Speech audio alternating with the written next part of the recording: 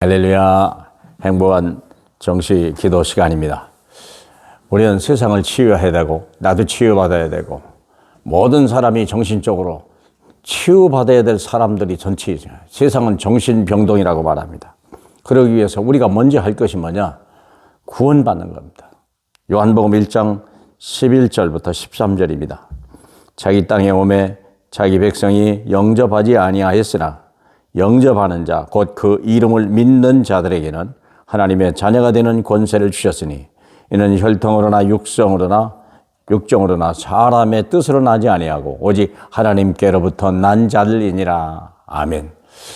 이 땅의 모든 문제는 하나님을 떠났기 때문에 그렇습니다. 왜 하나님을 떠났습니까? 하나님의 말씀을, 생명 되신 하나님 말씀을 버려서 그래요. 그럼 왜 그랬을까요? 마귀 때문에. 마귀의 미혹으로. 그래서 그런 거예요. 그래서 사람들이 운명에 잡히게 됐어요. 마귀에 잡혀버린 거예요.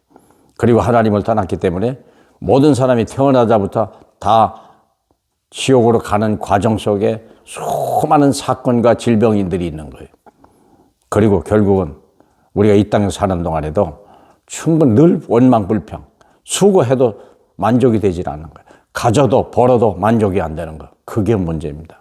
자, 그래서 하나님이 한 번에 해결하신 거예요. 영접하는 자, 그 이름을 믿는 자는 하나님의 자녀가 됐다. 생각해 보세요. 전능하신 창조주 하나님의 자녀가 되고 모든 것 주인 되신 그분이 우리 아버지라고 생각한다면 삶에 걱정 없습니다. 뭘 걱정해야겠습니까? 그래서 치유에도 순서가 있습니다. 그래서 하나님 먼저 주신 것을 찾아야 돼요. 세상에 있는 거, 우리가 세상을 해도 내게 있는 걸 찾았잖아요. 근데 없다는 거예요. 그게 불행한 거 아닙니까? 그래서 우리는 어디에 찾아야 됩니까? 하늘에서 찾아야 돼요. 하늘에서 찾는 자가 이기는 거예요. 하나님께서 먼저 주신 것, 약속을 주셨죠. 무슨 약속입니까? 창세기 3장 15절, 여인의 후손, 출애굽기 3장 18절, 희생제물을 드리라, 이사야 7장 14절, 임마누엘이라 하리라. 다시 말하면 이 여인의 후손이 마귀 권세를 꺾어버리는 거예요. 왕의 권세죠. 출애굽기 3장 18절, 어린 양의 피와 죄사함을 받기 시작하는 거예요. 이사야 7장 14절, 임마누엘, 그래서 우리와 함께 하심으로 인하여 저주를 꺾어버린 거예요. 그렇죠, 사랑하는 여러분. 그래서 이 세 단어가 성경의 주제일 뿐만 아니라 우리가 가장 필요로 하는 세 가지 단어를 이 세 단어예요. 한마디로 말하면 뭐냐? 예수 그리스도. 예수께서 이 세 가지 권세로 오셔서 왕, 제사장, 선지자로 오시셔 모든 문제 해결하신 그리스도 되신 그 사건을 우리 약속이라고 그래요. 그래서 구약에는 오실 메시아 얘기하잖아요. 신약은 오실 메시아 얘기하잖아요.